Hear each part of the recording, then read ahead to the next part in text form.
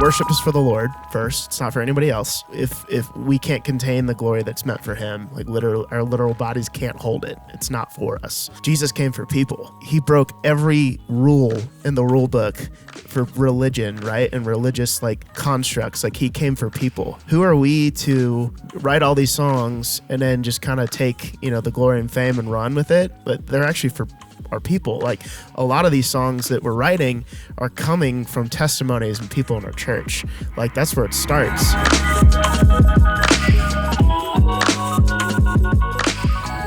All right, so we're here with the Red Rocks team. We've got Matt, Renee, and John. Guys, thanks for being here. I guess actually I'm in your home, so thanks for having me. This is a great time. We've been here this week. Actually, you guys are preparing for an album recording on Friday, but we've been recording some content for the MXU platform. Some great stuff there. Matt talks about how to approach kit mix. John, you talk about a guitar tone and lead versus rhythm guitar. We got a lot of great stuff coming, but really appreciate you guys investing your time and making that happen. Yeah, of course. But hey, give us some context so people get to know you. What do you do here at Red Rocks? You can share your whole life story or just a brief summary of what you're up to here. Yeah. I'm John. I'm the music developer as of a month ago on staff. But I've been a part of the team for about 4 years, a few different album cycles and with Red Rocks Worship. And just like the vision of my heart, my passion, the vision for like my job and what I do here is just helping train up volunteers, work with contractors, kind of just level up our whole musical team, and also develop musicians and then do some like in-house production and other stuff too. So yeah, that's a lot. It is a lot, and I'm glad he's doing it and not me. Yeah. My name's Brene. I've been here 11, 12 years. I oversee our department just from our worship leader standpoint, helping pastor them, coach them, resource them, whether that's musical development or just on stage stuff or like rhythms with their volunteers, volunteer care processes. And then on the creative side, I love songwriting, love helping out all of our volunteers just learn how to grow in their craft. And so I'm just kind of at all of our campuses, mostly kind of zoomed out a little bit, not so much in the weeds anymore, but still love to lead worship, get to lead worship and play instruments and do the fun creative thing. Nice. My name is Matt. I kind of a hybrid role. I help our teams communicate better. So across like 4 different campuses, really 5 if you include Austin, just helping streamline communication to all of our teams, making sure that we're on point, that things are in a planning center, that, hey, we made this decision. So like what actually needs to get communicated as a result of that. And then I play drums, and go on the road and help a lot with like marketing and stuff for the Greater Red Rocks brand. So yeah. For like Greater Red Rocks, like church or worship? Worship. Okay, yeah. Specifically with Red Rocks Worship. Just Red Rocks Worship. So yep. So you guys have an album recording coming up this Friday, which when y'all are listening to this, hopefully that will be close to out. But yeah, tell us how the week of prep has gone and a little preview of what we can expect. Yeah, man. So we had a week of pre-production a couple months ago.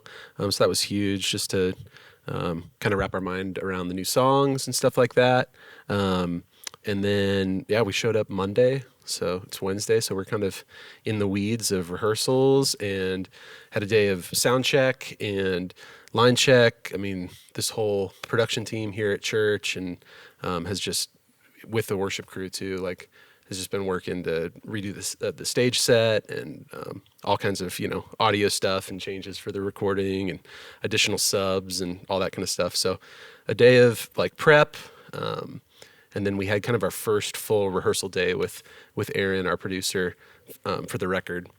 And that was yesterday, but it was awesome. Basically played through the album twice now. Yep. Yeah. So.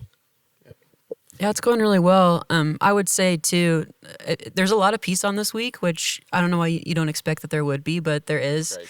And I think it's been because we've been able to do probably like at least 75% of these songs in church already and kind of nailing down parts, feeling what what the arrangements are doing in the room and what means the most and where some of the moments are naturally happening. And so it's been, I feel like it's been a lot more organic coming into this process because they're not like marionette puppets that are just like floating in the ether. They're like, they have flesh and bone already.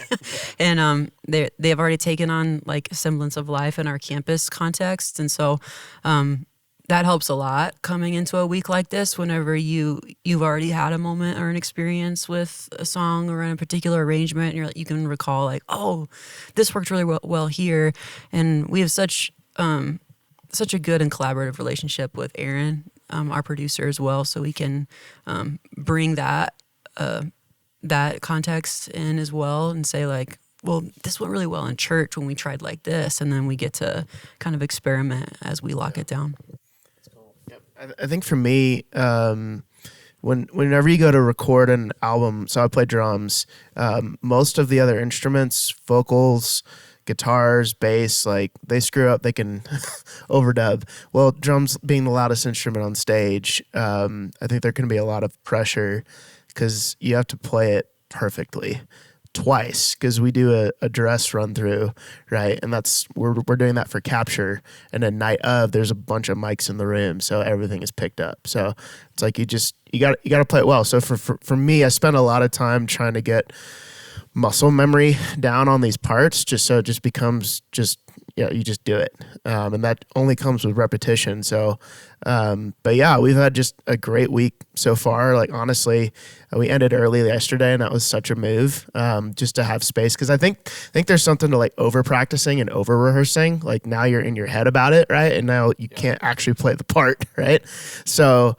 But yeah, it's been an amazing week. Aaron is just super gracious, and he's an unbelievable musician. Like to be able to take concepts, put them in through a DAW, and like spit out parts. Like that's a hard thing to accomplish. To take something out of somebody else's head, process it through your own, program it, and then communicate it to other people. That's a lot of things. So. Yeah. That's cool, guys.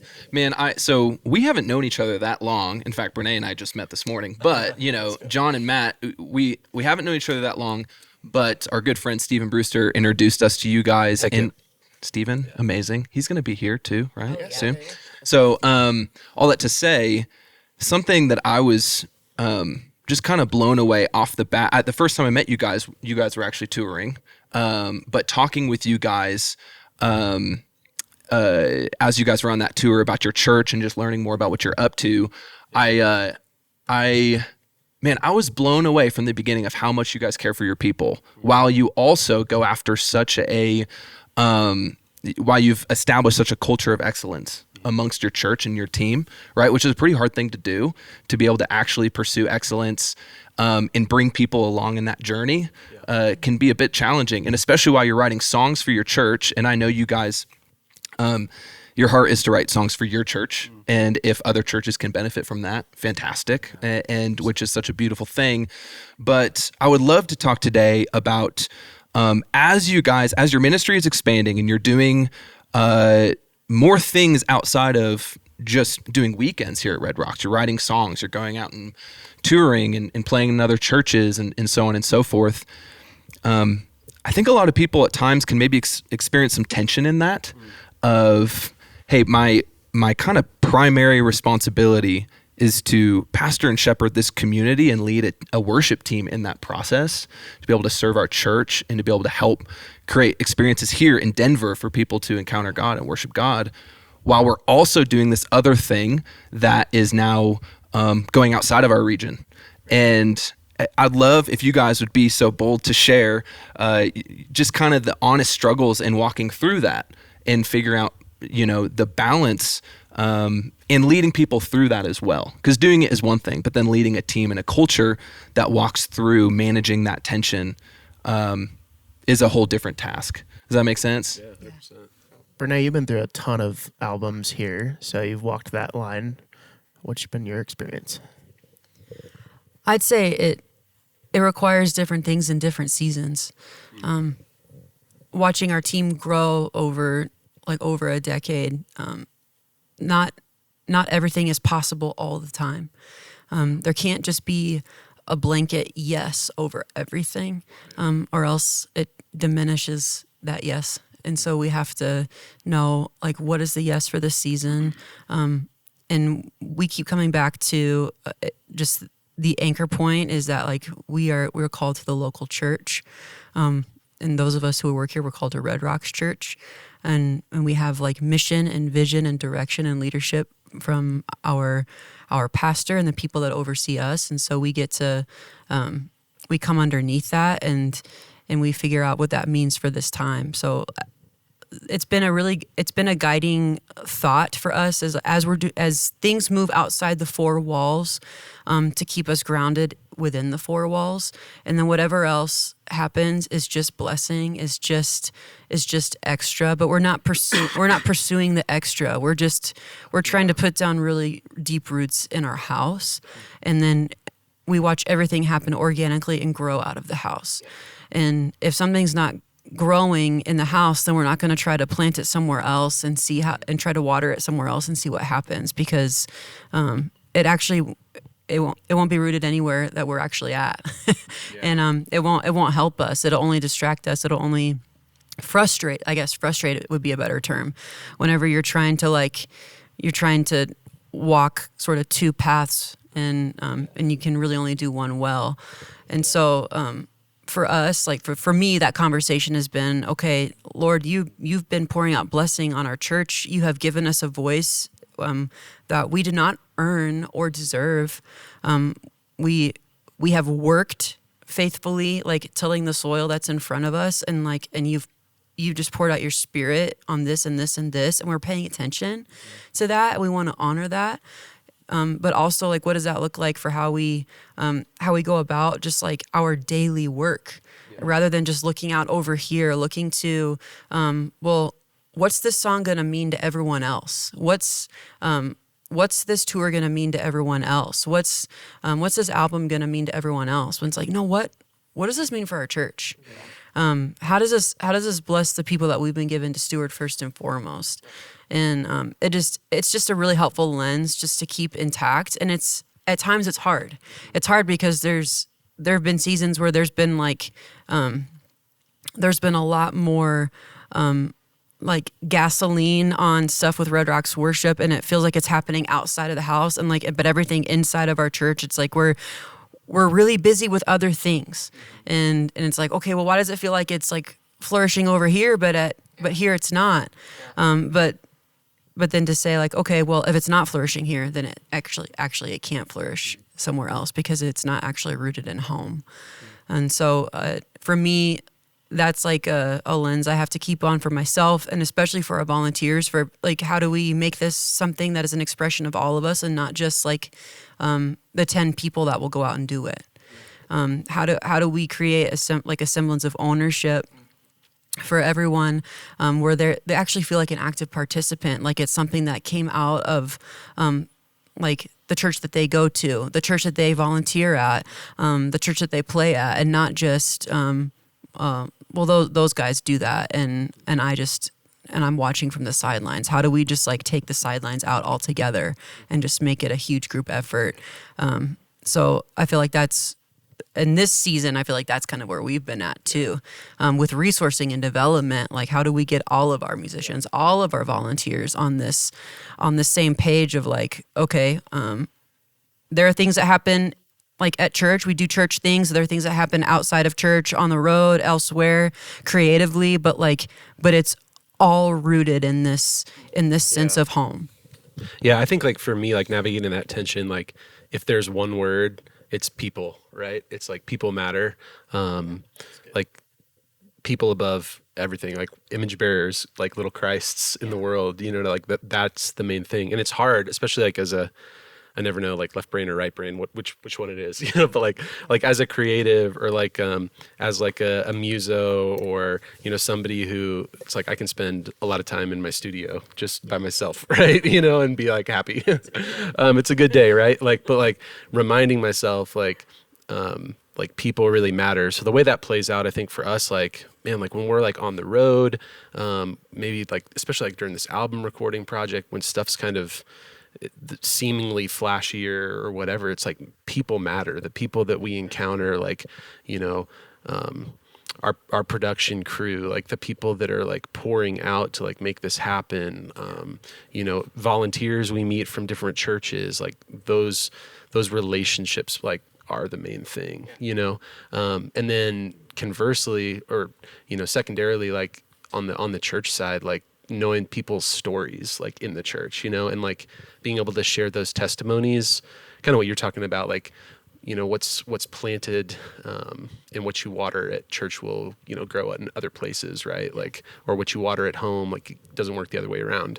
Like those are the testimonies that inform, you know, what we do outside the four walls of the church. Like knowing people's names, knowing people's stories, knowing their encounters with the Lord and through these songs, you know, specifically too.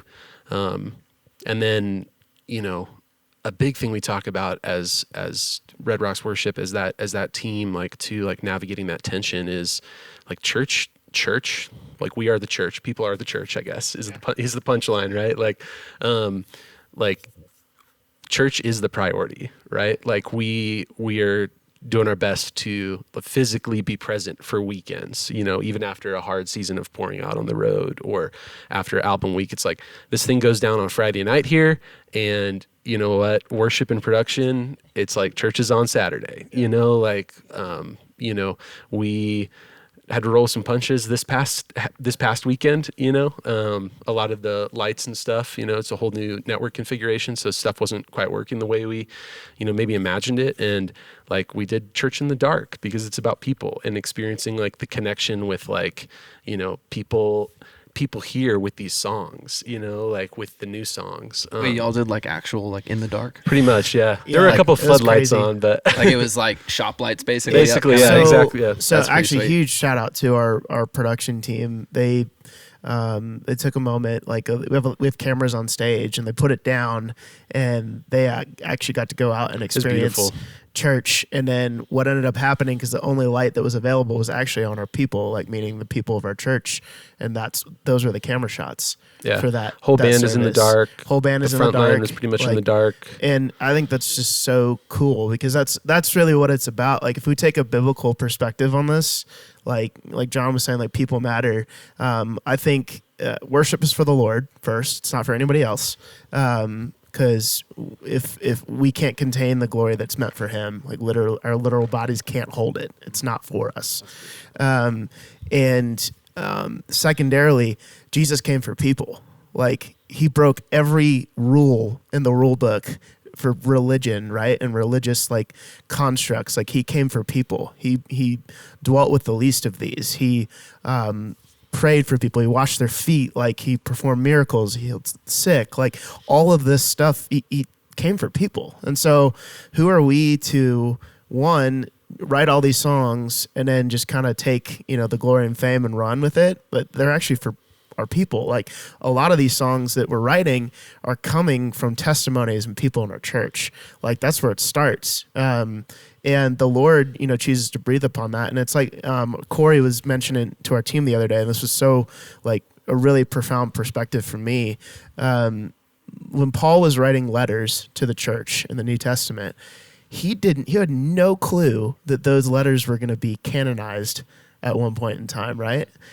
But the Lord chose what He was going to breathe on and send out. And so I think we just want to be a faithful man to write songs for our people, and whatever the Lord chooses to breathe upon and send outside of this place, that's great. Yeah. But when it's that perspective, then it's okay. Here, home base.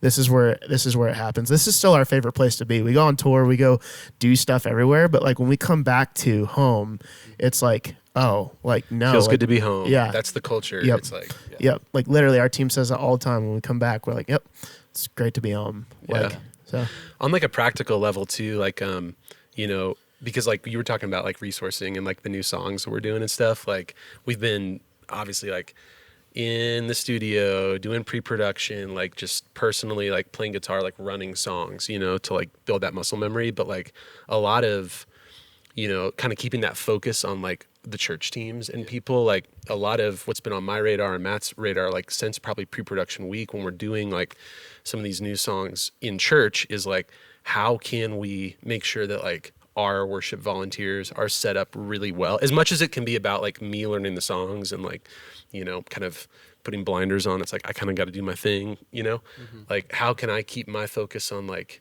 helping other people be prepared to learn and like, be able to like lead these songs effectively on a weekend, So Matt and I have been running this Red Rocks Worship Team Resources kind of YouTube page and Instagram for the last few months. And there's some like outward facing resources, with like tutorials from the previous album and some just kind of like videos and training things on there. But like a lot of what you don't see is internal. Like I always label them like internal use only, like unlisted videos that like we're creating like, and maybe the parts change down the road, right? But like we're creating resources and trying to like, Matt and I were here last week before like a staff thing, like at 8 a.m, and we did like a drum playthrough of this new song, Spirit of Elijah. And you know what? The drum parts completely changed and, it's different now. But like the heart of it is, we were playing that song, we're here on a Tuesday, we're playing that song on Saturday, and we've got 4 or 5 drummers that like, we need to honor to set up well to play this thing. So like my thought there is just like, maybe, it's not necessarily like, hey, you have to have like a resource page or like make videos, but like that's kind of the thing that we're able to do. But it could be as simple as like, just checking in with your team over text during the week. Like, what can I do to like, as easy as it is to just hop on PCO and post songs and keys and maybe make some notes, like Send some requests. yeah, exactly right. Yeah, just emails for days. But like, how can you take care of people during the week, right? And be like, hey, do you have what you like? I'm not a drummer, can talk drums a little bit, but like, like we've been doing ministry for a long time together, Matt. It's like, Matt, do you have what you need to play? Right. Do you feel good about this new song? Instead of just like, hey, here's a voice memo with a new. I don't know, but like, right? Right. I think too, like, our team really strives really hard to get communication out early in the week. So I've been a part of churches where it's Thursday and church is happening on Saturday, and there's still been no communication from worship leader, MD, about the set. It's not up on PCO. I just don't like, you have to be aligned with your leadership, and our leadership is all about like, hey, making sure our people are taken care of. And so there's alignment there, because obviously the planning team for a weekend service is a lot bigger than just us, right? And so they do a really good job planning in advance. Like there was a couple weeks ago where we literally planned like 1.5 months worth of weekend sets. So now we can get that communication out on Monday for the whole week, because you got to think like most volunteers at church, that's not their full-time job. They have a full-time job. They're probably not going to get to rehearse until maybe Thursday or Friday or even Saturday morning, right? They need to have the stuff ready and available, and it needs to like serve the purpose of preparation, because when we come into rehearsal, we don't want that to be our preparation. We want to be gelling that together. So that's really cool. I think people are always wondering, because we always, even at MXU, and this is why I think we're so our hearts are intertwined in some ways as we've gotten to know each other. We're always talking about people, but people churches specifically want to know, okay, practically, what does that look like, right? And we always say like, hey, one of the most powerful things you can do is just buy somebody a cup of coffee, take them out, whether it's in between a service or midweek, like commit to doing it once a week, put your phone on Do Not Disturb, and ask them what's going on in their life. Yeah. Ask them about their family. Ask them about like, and just completely separate from I think it can be tempting to connect with people over the ways that they're serving in the ministry, but actually just being there, leveling with them, and walking through life with them, and developing those meaningful relationships. We can't discount the power of that, and how important that is as our job as shepherds, right? We might be a drummer, we might be a guitar player, but it doesn't mean you're not a shepherd as well. And so in that process, we have to be incredibly intentional. We can say it's all about people. Like I worked in church for years, and it was people. If I look back and reflect, did my actions actually, did they actually really show what I was saying, maybe not always. Yeah. And so if I could look back for myself and just say, man, I wish I was more disciplined with people, and put markers in place, so that it's not always an issue of like faithfulness, but maybe forgetfulness of what matters. Yeah. And so putting those things in place. So anyways, okay. So you, Brene, you said something really key earlier when you're talking about planting seeds in the house. Maybe one of you could share a time where, working in ministry is challenging at times. There's no hiding that. And so I could imagine there's maybe been moments for you where the idea of planting seeds outside of the house feels more attractive or easier or whatever.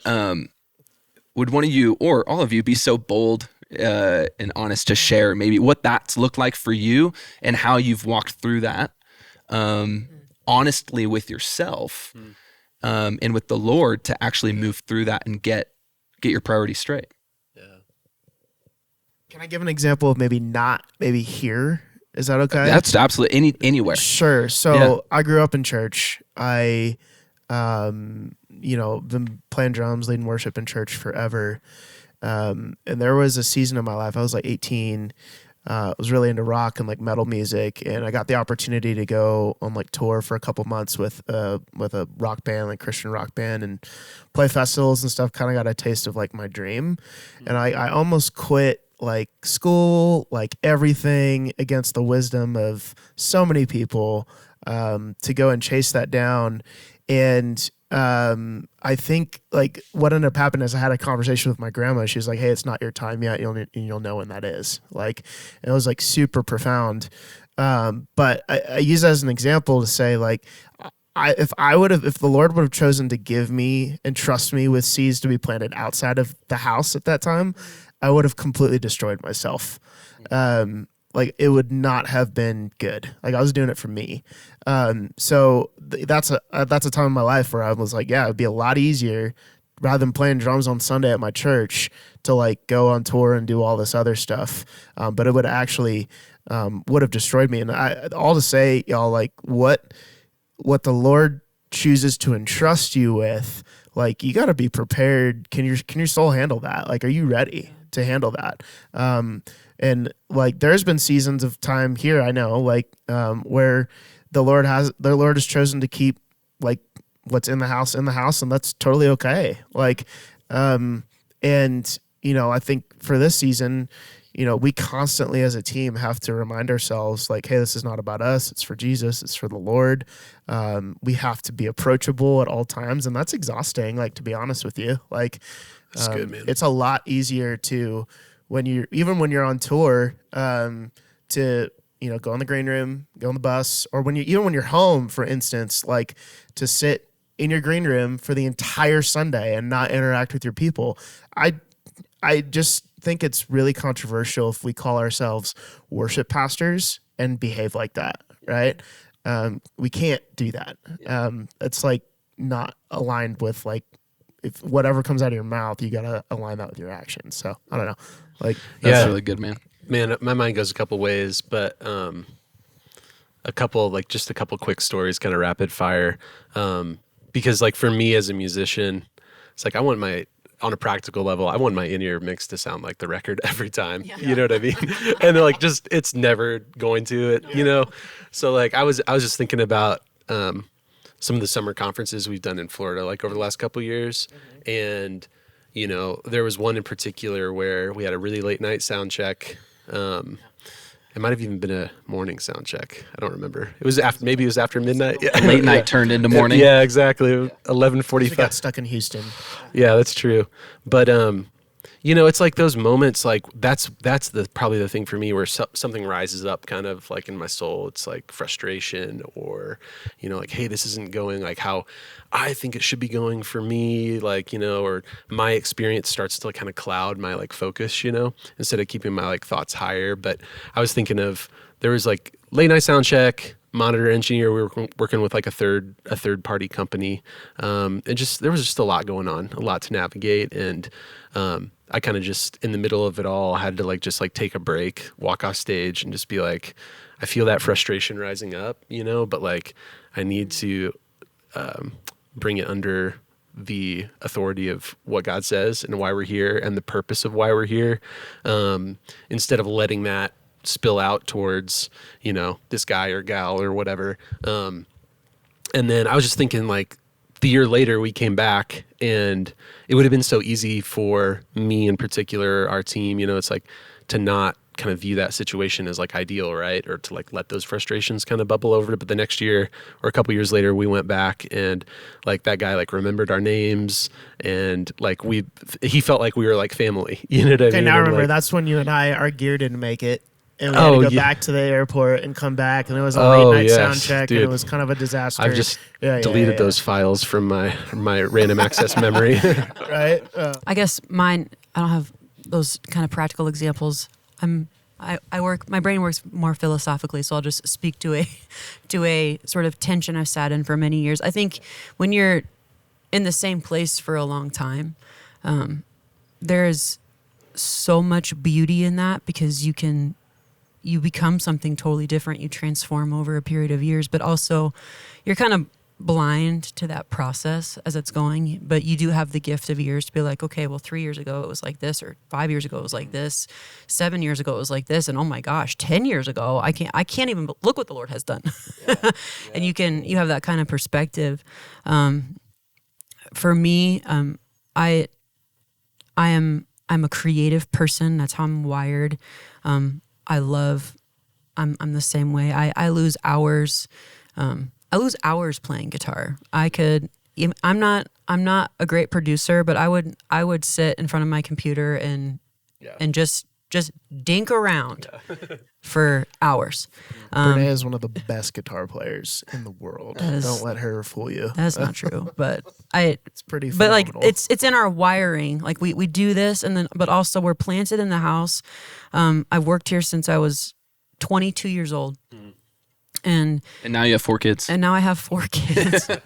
And so some of the things that I'm saying, the reason I don't have hours to sit in front of the computer are not just, my church responsibilities. It's just that this is my phase of life. Most of my life right now is like there's just a no over most things, and then like a few yeses sneak through. But yeah, this isn't my therapy session, but it's okay. We're here. A lot of podcasts turn into my therapy session. It's great.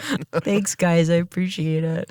But I will say, as someone who has had to sort of just figure out how do I be this part of myself and also do my job whenever those things feel like they're fighting. I have been reminded time and time again that I like how important the ritual and the rhythm of the local church is, because regardless of where my heart has been at, I have been like brought back into the house of God every weekend. Yeah, come on. Every weekend. And sometimes Wednesdays and Thursdays, and sometimes when we have staff things on Tuesdays, I am dragged into the presence over and over and over again. And there's something about that that has centered me and grounded me in ways I cannot explain, that I cannot articulate, even when my heart wasn't in it. Even whenever I had no feelings and I only had faithfulness, I was literally just like back time and time again. I was like, well, this was a week and church is tomorrow. And here I am, and I need this, and we need this together. And I am so grateful to have been a part of a community that let me show up tattered and let me show up doubting, let me show up completely deconstructed and then reconstructed.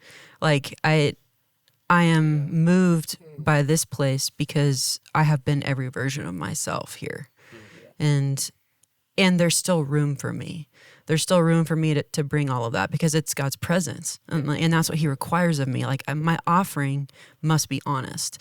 And there have been years where it wasn't, but I learned. I learned how to bring my whole self. And now just like with the gift of years and the gift of context and just the gift of team, where like our team is bigger and we have like you guys are here, and I don't have to do all the things that you are doing. Like, and I get to hone in and like run in a more narrow lane that looks more like me, and we get to do this together and build our team. Now I'm getting to like find a lot more joy in the things that have always given me life, but that I just sometimes just get wrapped up in the mundane, or just in the grind of having to do it over and over and over again. And so as someone, like, I first and foremost now, like, even though I'm a creative person, I feel like I wear the pastor hat more than anything else. Sometimes I have to put my creative things to the side so I can pastor. I am learning that there's room for all of that. And whether or not I bring it all the time, like, those expressions find their home when you're actually in the house of God. Like, and that's been the gift of having a local church family for me. Even though there's like so many expressions of me, and there's so many expressions of our worship ministry now, and we get to do so much. Like, there have been seasons where it's like, I just want to write, I just want to play the guitar, I just want to mess around on my pedal board. I just want to research acoustics. I just want to I just want to do a solo project. Whatever it might be. Like, there have been those things because like that obviously is a dopamine hit. Feels great to do those things. But there's also been for me an understanding of like where to recognize and have discernment of the Holy Spirit to say, like, even in our ministry and what we see, like the fruit of our ministry, like, we cannot measure God's blessing by how many streams we have, by how many views we have on this video, by how many people show up to our things. Like, all of that could happen, and like that still might not be God's blessing. And so we have to be rooted in something actually tangible. And for me, that's been the local church expression that has like the ritual, the sacrament of coming back to a weekend service, to a midweek service, being with God's messy people, me being one of them. Because then I actually feel like I can develop the discernment to see like what are the nuanced little things that the Holy Spirit is doing. And sometimes those things are massive, and it does translate into streams, and it does translate into this, that, or the other. But most of the time it's just like what you were saying. It's like, look at these 20 kids, and that one conversation that I had with my grandma, and like, and it's like just those, it feels almost minuscule. And like, it's a drop in the pool of all the people that we talk to, of all the things that we've done. But it was a shaping conversation, a shaping moment. Yeah, there's so much wisdom in what you just said, in the reflection that's required to be able to navigate those moments, right? To have the discernment of what's happening in our flesh, to be like, yeah, I see this, or I desire this, or this doesn't feel all that good anymore. The dopamine rush that you mentioned, like the dopamine rush that this once gave has started to wear off. So I need to go find something else. Those things are natural. Like, we are sinful humans, right? So, but to have the discernment of, I recognize that, but here's what God says about his church and where he has me in the body, and how beautiful that is. I think sometimes we discount how beautiful the body is that we get to be a part of. So anyways, I appreciate you guys sharing. I know that's not the easiest question to answer, but man, thank you so much for doing this and taking the time to make this happen. It's even as we're having this conversation about planting seeds in your house, and then God blessing that and moving you even beyond outside of your house. This is that moment right here, the amount of people who are impacted by this discussion, who are outside of Red Rocks Church. And the beautiful thing is, like, the opportunity we have today here talking about this is due to the faithfulness that happened 5 years ago in the ministry that is happening here in this house. So thank you guys. Thank you, Brene, who's kind of the OG legacy member around here, for focusing. Part of the crew, right? Yeah. Keeping the main thing the main thing. so that we could have this discussion together, which is going to be a blessing to many, many churches out there. So appreciate you Thanks guys for having us. Yeah, Thank you. Thank you absolutely. both, sir. Sweet.